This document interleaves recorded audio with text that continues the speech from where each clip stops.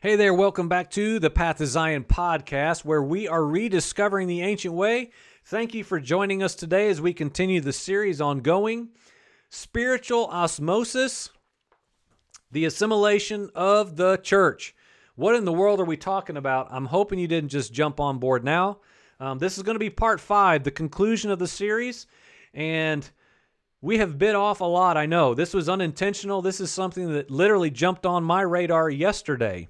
To do a recording on this. So I gathered all these things together and put it into this form, talking about a warning to the church to be careful and cautious right now and in days, weeks, months ahead, that there is going to be a greater assimilation of the church into the greater entity that is the governments of the world, the patterns of men, the kingdoms of men, the domain of darkness that is in full strength now on the earth, that's been going through generations of humanity, increasing to a Tower of Babel, Noahic flood, Babylon system, a Babylonian system that is just, it's such a huge, it's like a black hole, it's like this black hole of authority and governmental order and thought and control and manipulation that the church, as I've presented,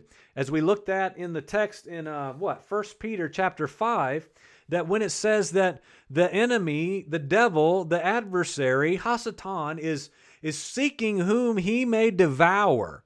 And we looked at how that devour, by the Greek, this katapino, is a swallowing up. A swallowing up, a devouring activity, and I am presenting that I believe the church is in greater measure, and as I already said, I believe post-Yeshua, a few centuries after his ascension in Pentecost, the Acts Pentecost, the church has begun to, in larger measure, incrementally be swallowed up by the one world Luciferian religious system. This I could talk about this in so many different facets and offshoots and examples of what exactly specifically I'm saying this is, but I'm trying to just do a blanket presentation of just even the idea that this is possible, that just Western Christianity and new religion Jesus, that this is part of a Luciferian agenda. Now, I understand that that's hard to hear. I understand that you could validly say, is he saying that, Jesus is in opposition to Yahweh, God's ways, and God's intent for his people? It takes some unpacking, but yes, I am. I've established the best I know how back in part 2 why I'm believing that's true. I don't have time to go over it all again. But I do believe I do believe that it's become so vastly different than the way it started. It looks hardly anything like it did 1st, 2nd, 3rd century Christianity. It looks so little like the way it started, the birthing of this era of the church, not the beginning of the church. The church didn't start there, friends. And that mindset alone proves the point. We have been told that the church was birthed in the upper room. That is not true. Something started there in a whole new era, yes and amen, but there was no church. Jesus came, Pentecost happened after ascension, and the church was spit out with a whole new ideology. This is not factual according to Scripture. Without getting sidetracked, we're going to move back on into the culmination of this series. I'm going to read some verses. And we've talked about foundations. We've talked about the importance of the cornerstone. We've talked about how, if we're not careful, the ways of the nations will, and they already have, but even will continue to infiltrate, and not just infiltrate the church. Again, there's a difference, I believe. We often hear verbiage that the church is being influenced by the world, But what I'm saying is, more importantly, what if the entire church in a Western civilization, new religion, Jesus mindset has been swallowed up into, has been brought into, as we already have established this wording, the osmosis, has been absorbed into a Luciferian religion, which is, there's many ways to be deified. You know, the Babylonian reality that's prophesied will come at the end of the age. Matthew chapter 7, verse 23, we're going to talk about lawlessness for a minute. I will declare to them, I never knew you. Leave me, you who practice lawlessness. Matthew 13:41. The Son of Man will send forth his angels, and they will gather out of his kingdom all stumbling blocks and those who commit lawlessness. Romans 4:7. Blessed are those whose lawless deeds have been forgiven and whose sins have been covered. Matthew 23:28. So you too outwardly appear righteous to people, but inwardly you are full of hypocrisy and lawlessness. Matthew 24:12. Because lawlessness is increased, most people's love will become cold. So we know that more laws are coming to the nations. That's the biggest thing right now, is like big government, and all this verbiage of the evangelical church, is thrown around. More laws, more amendments, more implementations of that. So we know that these verses here, I just only read, 5 or 6, they're not talking about national laws.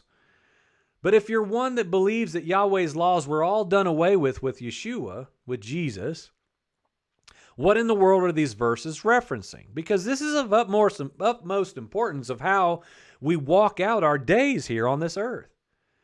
Do we merely just love God and love people? Jesus said we only really have to do 2 things: love God and love people. I can do that, right? Well, Yeshua said, if we can be precise now, he said that these 2 commands merely hang on all of the law and prophets.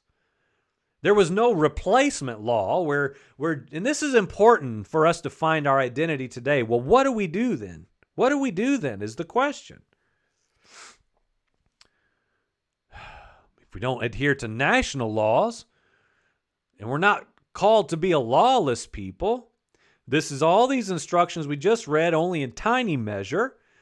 Lawlessness will be increased in the end of the age, which causes people's love to grow cold. So those are connected. Do we simply just love God and love people?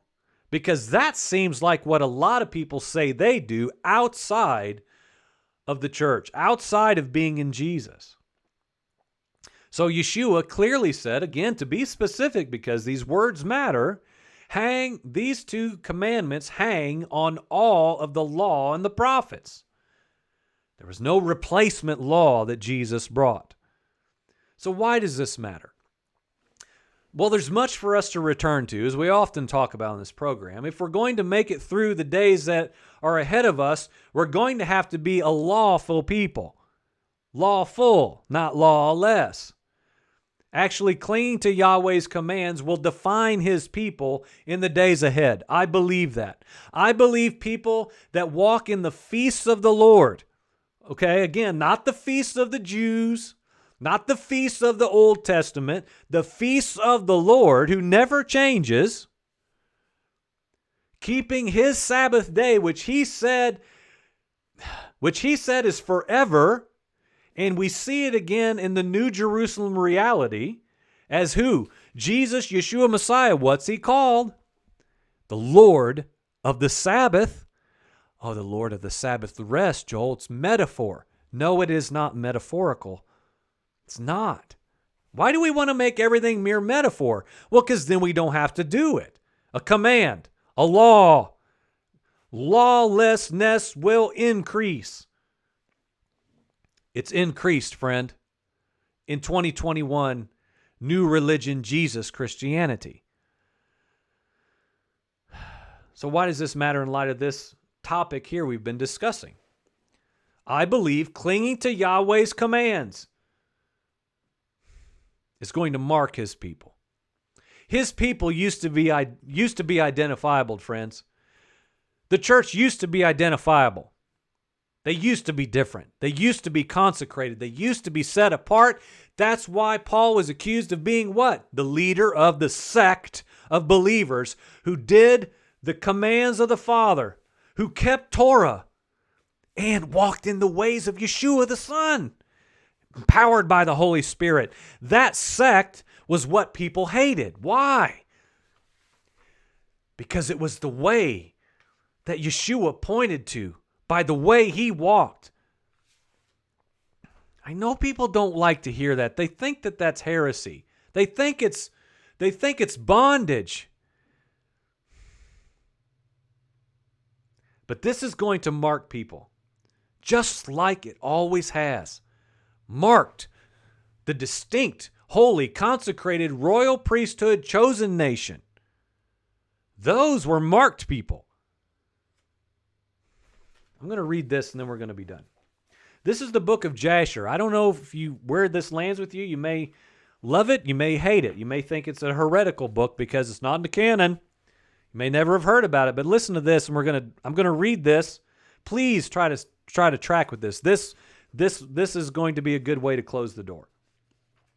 Now this is Jasher chapter 66. The book of Jasher, it's referenced in Joshua, 2 Samuel, 2 Timothy.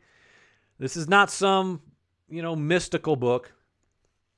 Look into it if you need to. Look into it for yourself if you don't believe it, or that's good. Check these things. But Jasher chapter 65. I don't know if I said that correctly a minute ago. Chapter 65. We're going to read this. Now this book basically takes a lot of things we already know that we see primarily in the book of Genesis, and it elaborates the accounts. More information, more details. Talks about Cain and Abel. Talks a lot about Jacob and his sons and different things that took place. It talks about Joseph. And it talks about a lot of things we know that we're told in the scriptures, but it gives us many more details of kind of what's going on that just were not recorded in the final version, if you will, of the Bible. So this specifically talks about Israel's enslavement to the Egyptians. This is very profound in light of what we're talking about the church slowly being assimilated into the culture and the religious ways of the age. Okay. It came to pass after these things that all the counselors of Pharaoh, king of Egypt, and all the elders of Egypt assembled, and they came before the king and bowed to the ground, and they sat before him. I might paraphrase. I can jump a little bit to get the meat of the text. So they all spoke to the king, saying, Behold, the people of the children of Israel are greater and mightier than we, and you know all the evil which they did unto us in the road when we returned from battle. And you have also seen their strong power, for this power is unto them from their fathers, for but a few men stood up against a people numerous as the sand, and smote them at the edge of the sword, and of themselves not one is fallen, so that if they had been numerous, they would then have utterly destroyed them. Now, therefore, give us counsel as to what to do with them until we gradually destroy them from amongst us, lest they become too numerous for us in the land. So here we see this principle I'm presenting in verse 5 of Jasher 65. I'll read it again in case you zoned out a little bit on me. They're asking for counsel to the kings now, to the Pharaoh, how we can gradually destroy them from among us. Okay, so this, again, I think this assimilation mindset is seen here in how the Israelites were brought into slavery. Let's see, verse 7. So the king answered the elders of Egypt, and he said, This is the plan advised against Israel, from which we will not depart. Behold, in the land are these cities. They're unfortified. They're in disrepair. So what we're going to do is we're going to go and act cunningly towards the Israelites. Okay, cunningly. Not militarily, not with a big, huge ordeal that they can see from a mile away now. Cunningly and subtly, in order to gradually destroy them, as we saw in verse 5, this is the plan that we will implement against Israel. We'll have them build these places and work cunningly towards them. to have them fortify these cities alongside others who are in Egypt. All of the children of Israel and all the inhabitants of the city, they will be willing to build with us. They shall each have his wages given to him daily at the king's order. So go you first and do cunningly and gather yourselves and come to these two cities to build them. Okay, so this decree is being drawn up to bring the Israelites in and slowly and gradually bring them in to build up these two decrepit cities. And the whole plan is to cunningly advise a plan against the Israelites so that they don't see what's coming. So that they're what? Devoured, swallowed up into the rule and system and order of Egypt, which we know worked. Okay. When some of the children of Israel shall come to build with you, you shall give them their wages daily for a few days. After they shall have built with you for their daily hire, drag yourselves away from them daily, one by one, in secret. Okay, so you understand what's going on. Assemble the Israelites. Assemble God's people now. Convince them you're going to work alongside them, arm in arm, and they're going to receive a wage. They're going to get paid for their work. And one by one, daily drag yourselves away from them in secret. And then you shall rise up and become their taskmasters and officers. And you shall leave them afterward to build without wages. And should they refuse, force them with all your might to continue to build. If you do this, it will be well for us to strengthen our land against the children of Israel, for on account of the fatigue of the building and the work, the children of Israel will decrease, because you will deprive them from their wives day by day. Okay? So they will become weak in their labors. They will become devourable, deceivable. They will become too weakened because we're working them as slaves. As we slowly, after beginning to work with them and pay them wages, we're going to slowly, cunningly remove ourselves from the work. And they won't even notice. And they won't even realize. And then we're going to have them do it without wages. No compensation. And when they refuse, we're going to force them with all our might to continue to build. So all the servants went away from the king, and they caused a proclamation to be made in all of Egypt, all these cities surrounding Egypt, saying all these things. I'm trying to figure out what we have to talk about to make this point clear, because there are extra points that are irrelevant.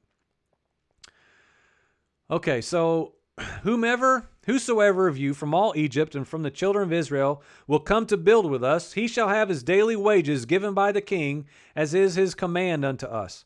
And when Egypt and the children of Israel heard what the servants of Pharaoh had spoken, there came from the Egyptians and the children of Israel to build with the servants of Pharaoh these cities. Interestingly, man, this is an offshoot I want to talk about, but it's not going to be today. But none of the children of Levi came with their brethren to build. There is a Levitical priesthood that saw what was going on. They weren't duped. Man, that's a huge thing, but I've got to take that and put it over here for another time. Okay, so they begin working. The daily hired laborers from Israel. They gave to Israel their daily hire at the beginning. The servants of Pharaoh built with all of Israel and were employed in that work with Israel for a month. At the end of 1 month, all of the servants of Pharaoh began to withdraw secretly from the people of Israel daily. Okay? After a month of working alongside, the Egyptians began to fall off in slow, incremental measure. So it became so the Israelites were alone doing all the work and didn't even know it. Israel went on with the work at that time, but they then received their daily hire because some of the men of Egypt were yet carrying on the work with Israel at that time. Therefore, the Egyptians gave Israel their hire in those days in order that they, the Egyptians, the fellow workmen, might also take pay for their labor. But at the end of a year and 4 months, all of the Egyptians had withdrawn from the children of Israel, so that the children of Israel were left alone, engaged in their work. After all of the Egyptians had withdrawn from the children of Israel, they returned and became oppressors and officers over the children of Israel. And some of them stood over the children of Israel as taskmasters to receive from them all that they gave them from the day they gave them for the pay of their labor. So they even took the money back. And the Egyptians did this in this manner to the children of Israel day by day in order to afflict them in their work. And the children of Israel were alone engaged in their labor, and the Egyptians refrained from giving them any pay. No pay to the children of Israel from that time forward. And when some of the men of Israel refused to work on account of the wages not being given to them, the exactors and servants of Pharaoh oppressed them and smote them with heavy blows and made them return by force to labor with their brethren. Thus did all the Egyptians unto the children of Israel all the days. And the children of Israel became greatly afraid of the Egyptians in this matter. And all the children of Israel returned and worked alone without pay. Friends, do you see what this is saying? This is what I'm saying is happening. A slow, gradual deception is right here for the church of this age, for modern Christianity. This is happening right now. This story in this record of how the people of God were deceived because they were not paying attention, with the exception of the Levites. Man, I want to talk about that part so bad, but I'm not going to. It's like a brother told me when we were talking about this last week. It's the frog in the boiling water imagery. The church is being led astray. She's being duped to believe that she's working and receiving wages and getting her way and being serving a purpose in the kingdoms of men, making a difference, doing great things, and even getting paid for it. But behind the scenes, those who are in control, they're taking advantage of the church with plans to what? Enslave them. Enslave them for no wages, no reward, no nothing. Taskmasters, ruling and reigning over the wide way majority church. Spiritual osmosis. The assimilation of the church. It's the same principle all the way back to the children of Israel in Egypt, in bondage and slavery, and didn't even know it at the beginning. They thought, man, we're being given this awesome task of building these two great cities, the kingdoms of men. Perhaps we could read into it, we're going to do this for God. All along, the greater, already implemented patterns and kingdoms of the earth, of the Luciferian agenda now, was already in place and moving them about like pawns in this horrible game of humanity. Friends, I don't want the church to repeat this again in our age, in our time. I don't want that to happen again right here, right now with us. But friends, I'm telling you, that's what's going to happen. It's just a matter of, are you going to be a part of it? Are you going to be a part of it? Or are you going to say, no way. I see this agenda. I've seen it before. Again, we see it in the Garden of Eden. We see it in the Tower of Babel. We see it in the flood. We see it in the Babylonian uprising of a great nation, greater than any other nation. We see it in the book of Revelation. We see it with the children of Israel being lorded over by Egypt. A slow, what? Assimilation. A swallowing up. The adversary is looking for whom he may devour and swallow up and consume into an agenda that will advance on this earth. And it will take whoever is not aware of it with it. So friends, it's time. Let's look at this verse one more time, and this is the absolute end, where we were earlier, because this verse just keeps coming to my mind more than any other thing that we've said here. Be of sober spirit. Be on the alert. Church, there is an agenda that is way bigger than most of you realize. We can no longer call good evil and evil good. We've got to become men of discernment, of sober spirit, calm, collected, temperate, circumspect, always watching. And we've got to be on the alert, vigilant, cautious, active, giving strict attention to, so that, lest through slackness and idleness, a destructive calamity will overtake us. Friends, don't let that be you. Don't let that be you. Be willing to say you've been deceived. Just be willing to say it. I've been deceived, man. I've bought into new religion Jesus. I don't want to be a lawless one that in the end of the age misses out on what Yeshua warned us would come. I don't want to miss out. So friends, it's time for us to cry out to the Father. Please give us eyes to see. Please give us eyes to see, because if he doesn't give it to us, we will not get it. You're not going to get it from a website or a YouTube video. You're not going to just get it from here. It's got to be an inward reality of a posture that says, I am willing to set myself vehemently opposed to the agendas of the kingdoms of men. National, governmental, religious, and all those things that are on the outside of the one cornerstone foundation, Yeshua Messiah, that goes all the way back to pointing to the ways and commands of the Father. Everything else has got to go. That's my hope and prayer in this study.